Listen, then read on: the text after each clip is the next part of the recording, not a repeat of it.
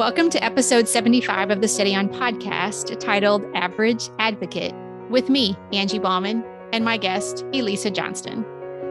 The Bible verse I selected for this episode with Elisa is Isaiah 61:1. In the NIV, it says, "The Spirit of the Sovereign Lord is on me, because the Lord has anointed me to proclaim good news to the poor. He has sent me to bind up the brokenhearted, to proclaim freedom for the captives, and release from darkness for the prisoners." The Hebrew word for anointed means to consecrate. In the Old Testament, people were often anointed by oil to indicate special service for the Lord. 1 John 2:20 tells us that we have an anointing from the Holy One, meaning we are filled with the Holy Spirit.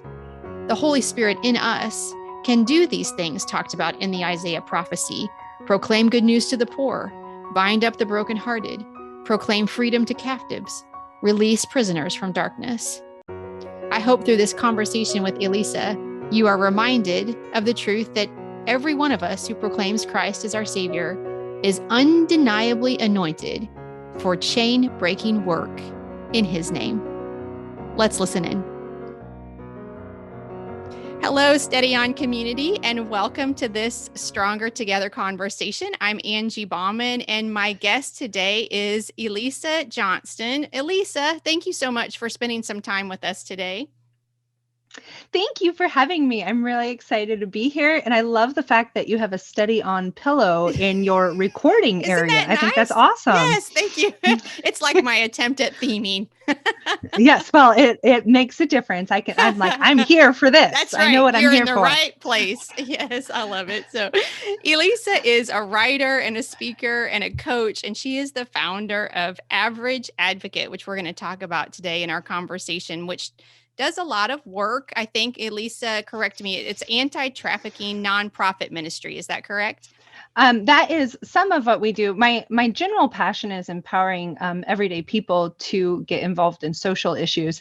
And through that, I've actually started 2 anti-trafficking nonprofits, which was really actually, both of those were sort of accidental. They just happened to be in the realm where people I was around were interested in. The one that I'm currently still connected with is Blackout Trafficking.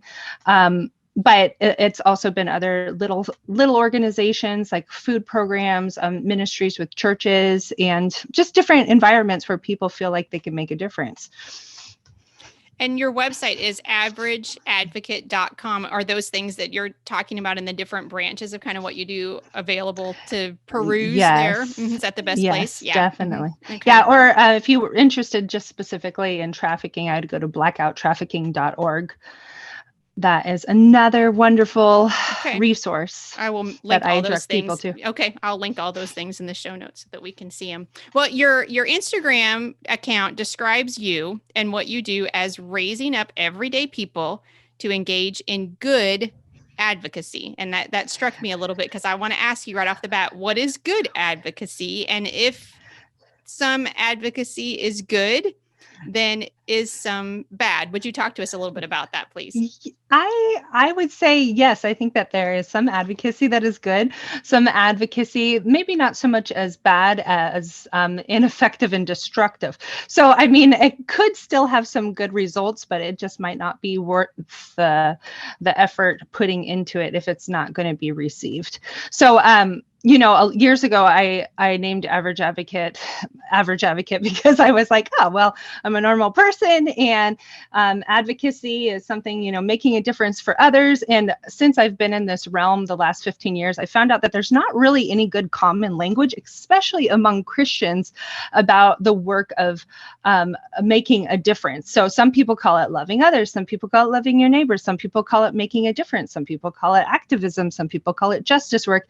And our compassion ministries. And it's very interesting because depending on what group of Christians you're with, you really have to change your language a lot of times, or even people who are not followers of Jesus. A lot of times these terms just will shut people down if you're with the.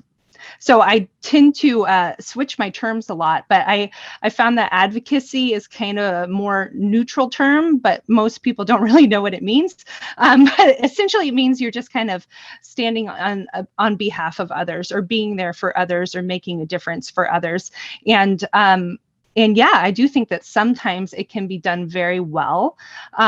And it can be very well received, which is kind of really what I care about helping people do, is if they're going to try to make a difference in a way that's actually going to be sustainable or good or not destructive. And I can say that because I spent a good 5 years of my life probably being an angry activist, just getting mad at everybody around me and just taking it out on the people around me. Like I'd be very self-righteous and judgy. And I think that kind of really changed my perceptions about advocacy work, because it wasn't well received and I wasn't effective. And then when I kind of started switching the way that I did advocacy work, it started having a much greater level of fruitfulness. And so I think that, yeah, I want to equip people to make a difference in the world, but I also want to do so in a way that is going to actually be good. Mm-hmm. Would you, I'll push you on the spot. What would be like an example, either from a story that you tell or something from your own life that is good, a time that you said, this is good work, right? And then maybe a time for our listeners. Time where it was not good. Maybe where it wasn't received. Yeah. Would you share that with us? Yeah, totally. So for example, like with human trafficking type of stuff, I know that I used to be really, I think actually not even necessarily human trafficking, but just pretty much any type of justice work. I used to be like always condemning people and being like, why are you buying coffee every single day, or things like that. And even though I would too, but it was like this guilt that I would be like, oh my gosh, I'm buying coffee and I know there's these poor people and here I am walking by them. And I would just say a lot of like condemning statements or you statements or things where you're this is the right way and no other way is right. And even if it might be true, sometimes it is always not very well received. And so I know for myself, I went through a huge shift when I started realizing I had paid so much attention to all these social issues around me. And I had studied in college. I did some like global work. And through that, I was very acutely aware of problems that were going on in the world, but I didn't really have a next step. And that's one thing that I talk about on Average Advocate is these 5 phases that most people go through. And one of these phases is a type of anger. I mean, it can be like maybe a good anger, like a righteous anger, or holy discontent is another term I've heard of for it. But it's that awareness where you're so compelled that you can't hold it in anymore and you have to start sharing it. The problem with that, though, is that when we are in that stage, we can really easily be like, I've got this right and everybody else does not have this right, or I know what's going on and I see these issues going on in the world and everybody else, like, obviously this is what God wants us to do, or whatever we're going to say. And that comes out, our processing of the feelings of what is happening around us comes out negatively. And so I used to do that quite regularly because I didn't necessarily have a next step.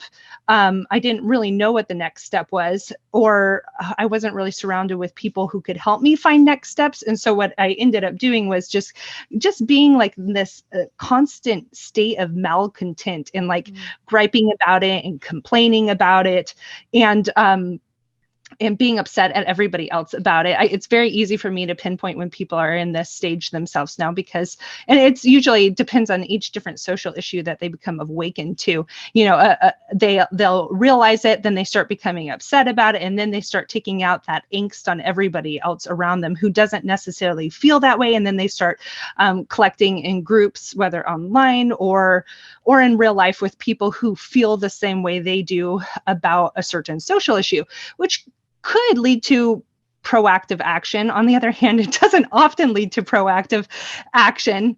And so for myself, I started really going through a transformation when I realized that the way that God called me most to make a difference was actually just to love the people around me, including all the people who did not see things the way that I saw things. And so strangely, I didn't really start loving like my fellow Americans until I actually began to be like, oh, wait, the best way for me to make a difference is actually come alongside of the people around me. And instead of condemning them because they're not acting, inviting them into action with me. And weirdly, that subtle shift, just being like, I can actually empower the people around me. And even if they don't agree with this, and I had to start praying for love and be like, God, I don't love these people. I'm angry at my fellow Americans around me. And I started praying that God would help me love them.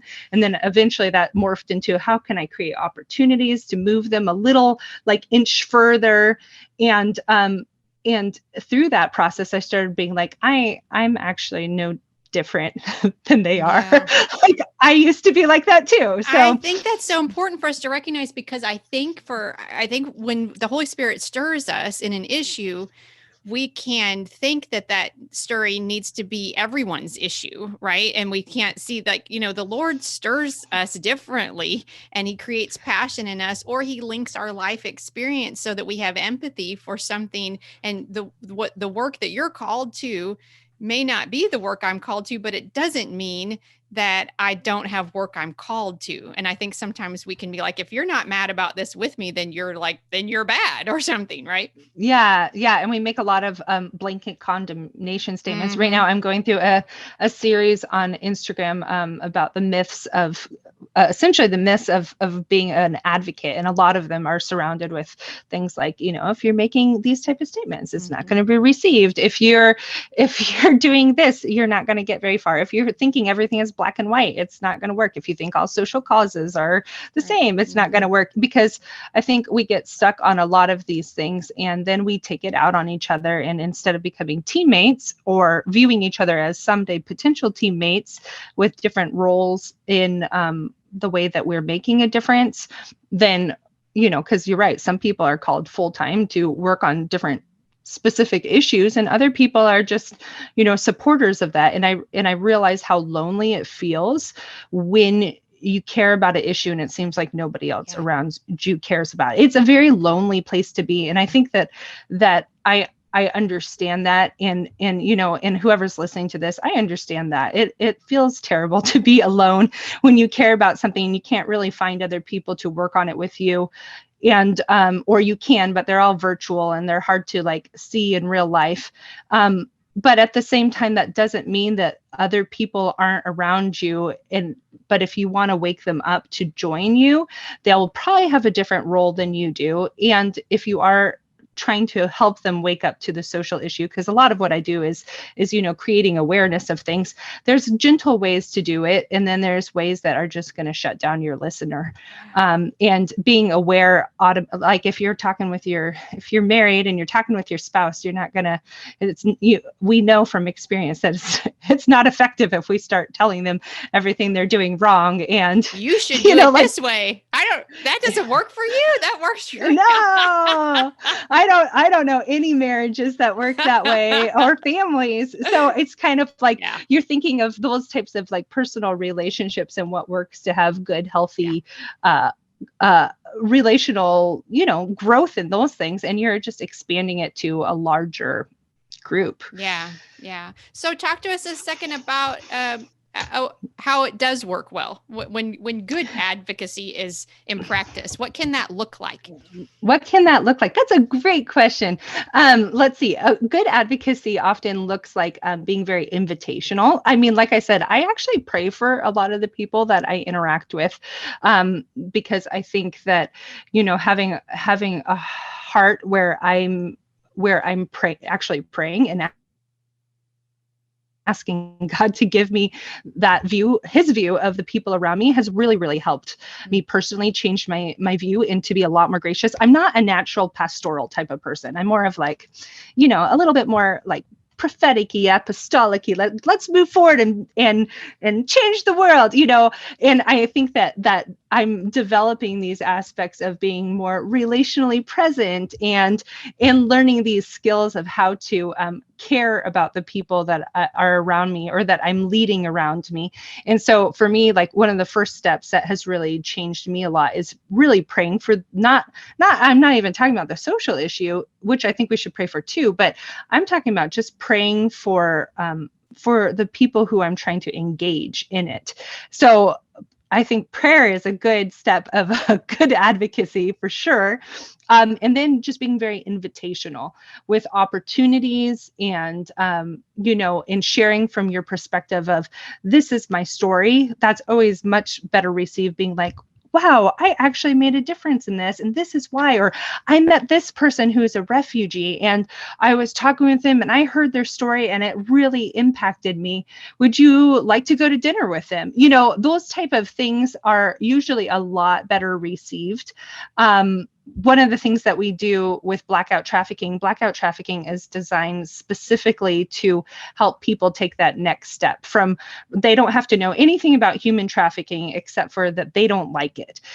We start really, really, really basic, and we ask people to commit a month to choosing one black item to wear, and they wear that black item every single day, which is good because then it makes it go through your thoughts again every single day when you put on your black t-shirt or whatever it is, and you're like, I'm wearing a black shirt because of this reason. And so you're thinking about the social issue, and that also is a type of good advocacy, because if you can get people to think about it on a regular basis, but not necessarily thinking about it in a really exhaustive, in-depth way. And so, one fact per day versus like, let me send you to a seminar. Some people might go to seminars, but you have to be really interested at the beginning to join a seminar. So it's kind of like trying to reimagine advocacy in a way where you're taking people down a funnel from knowing absolutely nothing except for they know that it's not right, and moving them from, I know that this isn't right, and how do we get from I know this isn't right down to actually doing something actionable and meaningful that actually makes a difference in a way that is sustainable. So there's different paths to do that. But a lot of it is really just being invitational, and kind of the same way we are with the mission of asking people into God's kingdom. We're like, hey, belong with us, belong to this group that loves Jesus because he's changed our lives, and it's kind of the same way with doing good advocacy, is you're saying, hey, there's a place where you can belong here. We can make a difference together. We can't do very much by ourselves, but we can do something together. And we're creating that sense of belonging. And we're also creating a path that has purpose and meaning, because people want purpose and meaning, and they want to feel like they can do something.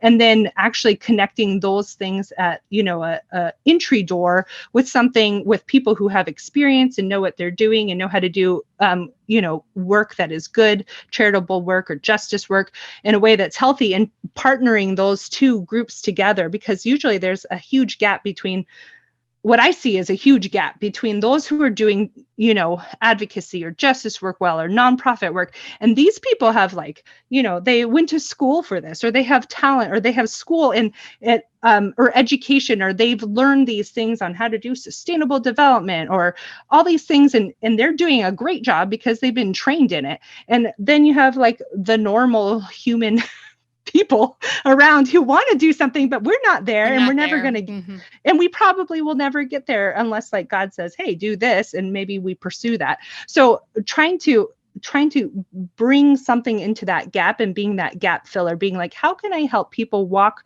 from knowing nothing except for that they know that it's not right, and moving from there to actually connecting with the people who are doing work well. And so I think of that that there's a huge area where we can step in as the body of Christ to kind of fill that funnel role and be part of that funnel, inviting people at the beginning and connecting them to things that are actionable, and help them learn about things in a way where they don't feel so much pressure to have everything right, but instead just are like, hey, I can do this, and I can invite you with me. not sure I'm talking too much, but I have a lot. I obviously care about this a lot. Yes, you do. You're very passionate about that. We appreciate that. We're learning from you. It makes me think about a season in my life several years ago, probably about 5 now or so. I accidentally, I think you said that earlier, like sort of accidentally, began leading a program for marginalized youth in a small rural community. I'm not quite sure this is advocacy, but I think it matches so much what you're talking about. And I was overwhelmed by my inadequacy quickly, because I had no skills for the kind of needs these children had. Some of them were homeless. Some of them were in trouble with the law. They were all young. I mean, we had a couple of high school, but most of them were very young. It just was like this sea of overwhelm at first. And there was a huge hindrance. It was, yes. And I just began to pray, how do I get out of this? I mean, like, I can't do this. I can't serve this way. I, worked with kids before, but not like a great deal. And certainly not, like I said, with those kind of needs. But what began to happen was there was a team of volunteers that came together.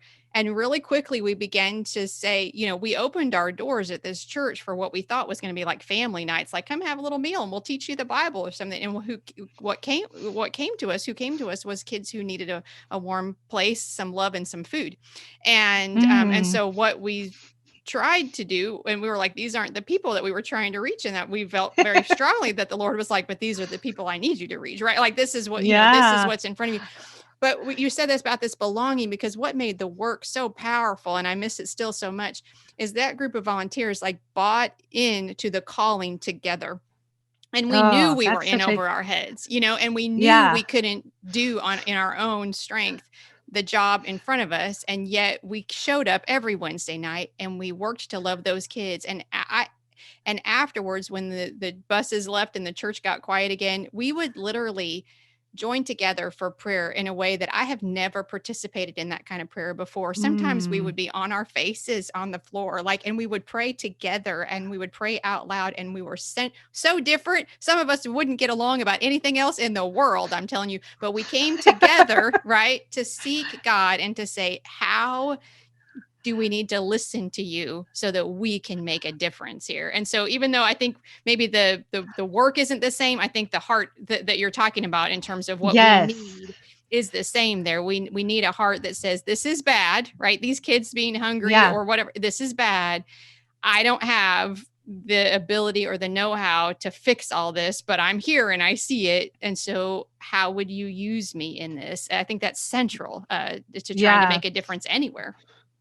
Yeah, and I think that aspect of presence and belonging, and a lot of times I'll be confronted with social issues that I'm like, I don't know what to do about this. Like, where I definitely don't have the skill set and I'm at the end of my rope. And it's kind of like, at that point that it is important to evaluate and be like, who do I need to partner with? Because I can't do this by myself. Yeah. I don't have the ability to do this. I need more information. I need to figure this out.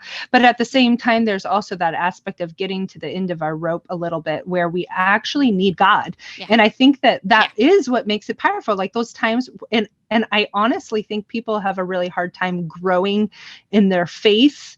We all want to grow in our faith if we're believers, but at the same time, we don't tend to want to do things that require us to have faith.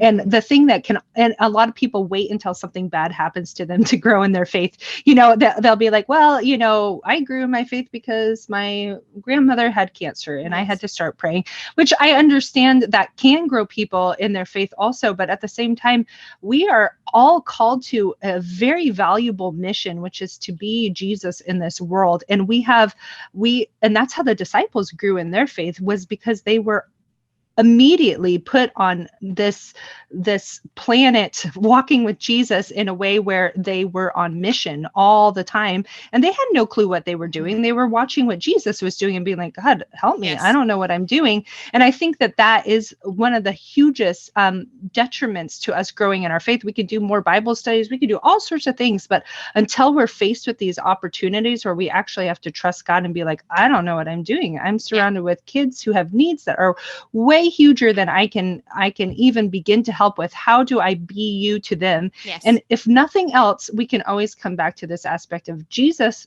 was present. Yes. So we can be present. Yes. Like, I think that, that whole idea of Emmanuel, God with us, like that, I take that to whatever work I end up doing at any given time, as being like, I might not be able to do anything else. I might not be able to figure out anything else, but I can at least tell this person I'm present for them. Mm-hmm. Or I can at least show up in some form or fashion. And it might not be right, but it's a path and it's a journey. But that aspect of presence, at least I know that. I'm like, I can do that.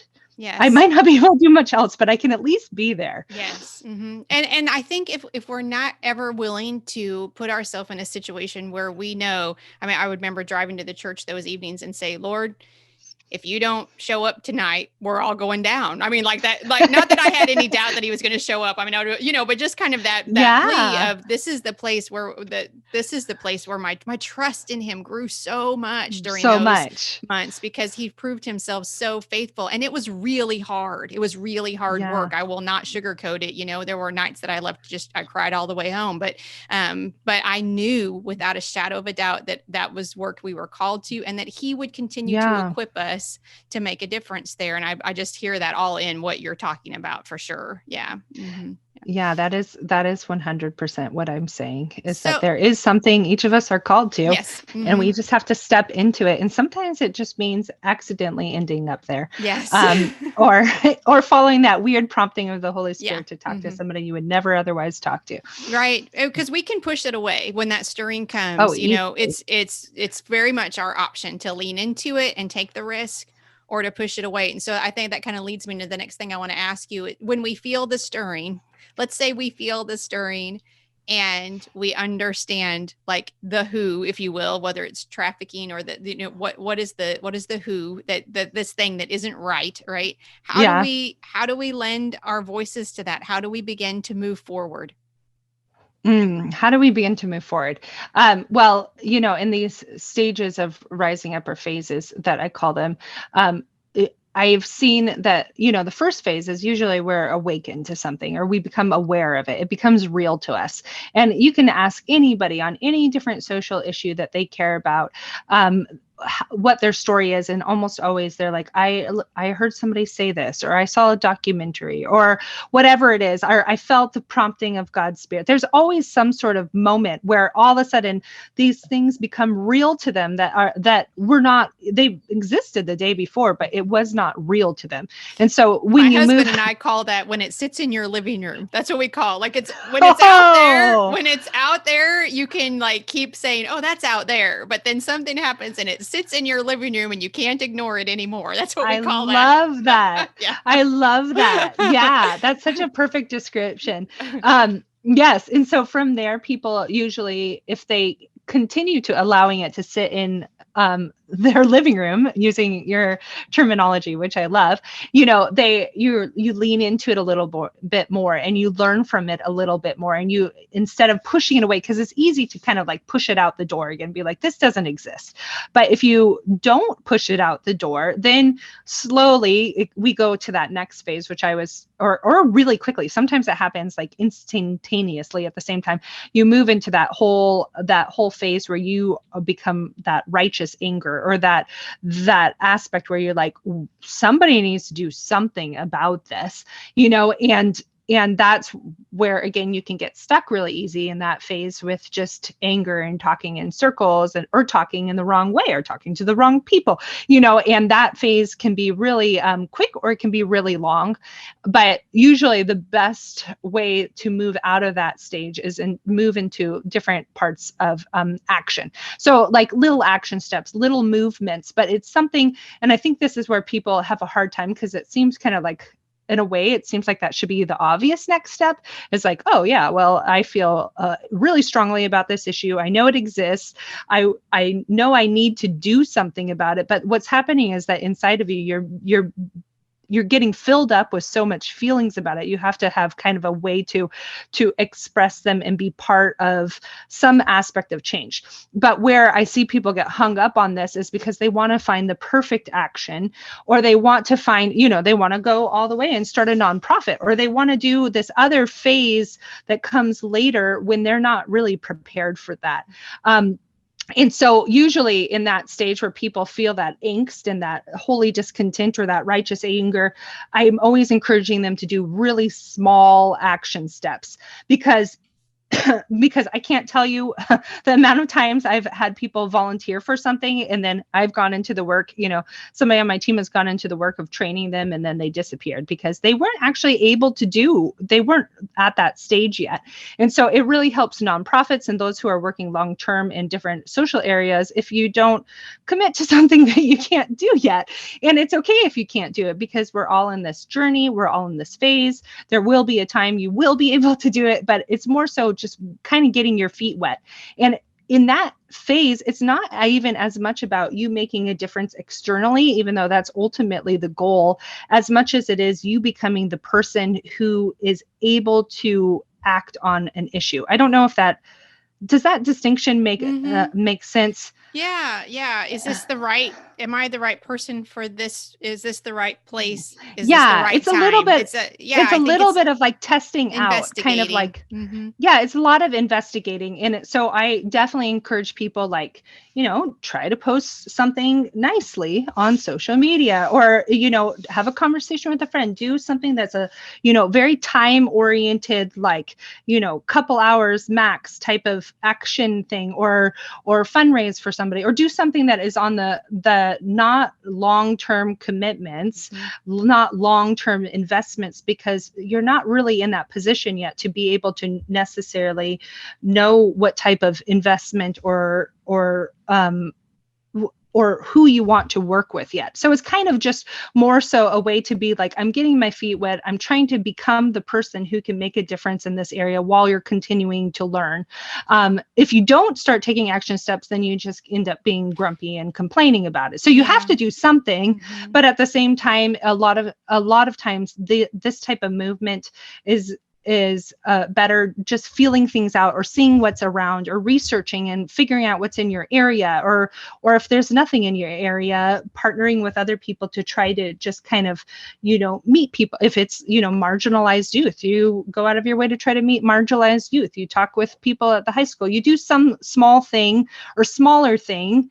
And then, from there, almost always another opportunity arises. Yeah, which that's can what be I was more going to say. invested. If God has called you, put something on your heart that he wants you to work in, he will open a door for you to work in it. He's not going to be like, oh, I called you and now I'm going to give you, there's no way that you actually can do this. It's just not my experience with God at all. Except for what's weird is that most people, when they get involved in something, they almost always feel that. They almost always feel like I have there's this, no but path I don't forward. know. Right. I can't do it. And that's one of the things that I hear all the time is like, I can't do it. And then I'll be like, well, you're also shooting really big when maybe you need to shoot small first. Yes. Because I think that I feel and I have seen over and over and over again, if people start with small action steps, they will always be led into the bigger, more invested phase. Yeah.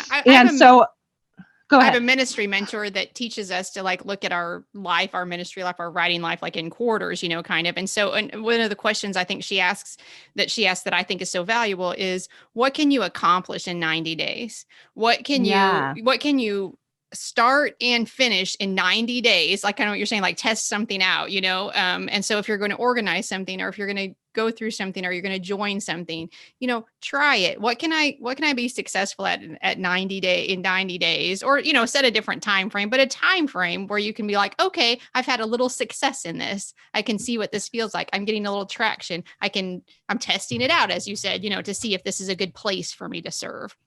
Yeah. And I think that's totally the case. And I think that something else that becomes complicated is that a lot of us, we care about more than one thing. And that always becomes really difficult, because you'll be like, well, I care about human trafficking, but I also care about this, and I care about adoption, and I care about this problem, and I care about this problem. And so we have to remember that we still are only human, and we're only required to be human. We're not required to be God. We have limits, and that's okay. And I think that for me, that was really hard for me to embrace. Me hard. Yes. So like, because I'm like, I have to do everything and Yes. change the world in all the ways. And, for me, I actually didn't want to start multiple human trafficking organizations. When I got put on the first one that I started, I remember I got thrown onto this team of people who were literally thrown on by a group of pastors who knew nothing about trafficking. And they were like, we know that trafficking exists and we don't know anything about it. And I've heard different people in my congregation say these things. And so they threw us together on a team. And I remember getting angry at my pastor at the time, being like, hey, I care about all the issues. I don't want to do this one. And he's like, but you're the only person I know who talks about human trafficking. And I was like, fine, I'll like try it out, which, eventually ended up being a lot more invested in that realm, which was largely because nobody else would do it. And I had this realization like, oh my gosh, if I'm not going to lead in this environment, in this space where we've already come up with a plan and knew what God wanted us to do, and nobody else would step up to the table. And I had somebody say, hey, Elisa, if you don't lead this particular thing, nobody else will. And I was like, okay, I think that in this situation was God's calling for me to step into that. And I led that for a while until it developed enough and moved past me. And then I ended up doing another one. But I remember the whole time being like, I don't want to just be known for anti-trafficking work, because I care about all these things. All the things. But at the same time, I think that I realized, the more I learned about it, the more I was able to be, have a lot more investment in it, which is, that next stage where I'm like, I can meaningfully make a difference in this because I have the skills and I have the resources and I have the connections. And so, but it didn't mean that, I care a lot about refugees. It didn't mean that care that I had for refugees disappeared. It just meant that I was going to continue doing little actions when I could for refugees, like small things here and there, sharing something, writing an article, something small.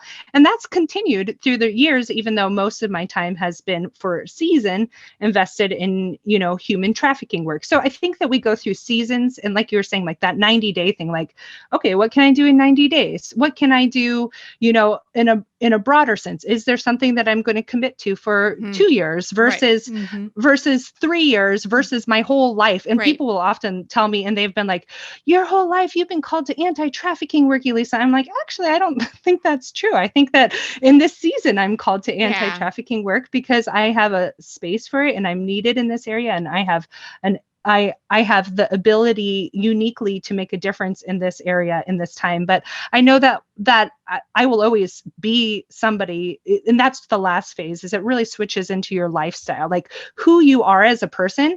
I will always be known as somebody who does anti-trafficking work because that's who I am. I am somebody who does not like trafficking. I will always be connected to what's happening to a degree in the anti-trafficking movement, even if I'm not always running an anti-trafficking organization. But I think that that's the difference, is that the more things that we start getting God's call on our life in, or that conviction in, these things start adding up, and we'll be like, but I care about this and I care about this, and I know this is happening. But we have to remember that God takes us through things in seasons, and sometimes he says, I want you to invest in this long term, and I don't want you to invest in this long term because not long term, but because I think, like I said, it becomes part of your lifestyle. But I think that there's some things you end up giving a lot of time to, and some things you don't, and that's okay.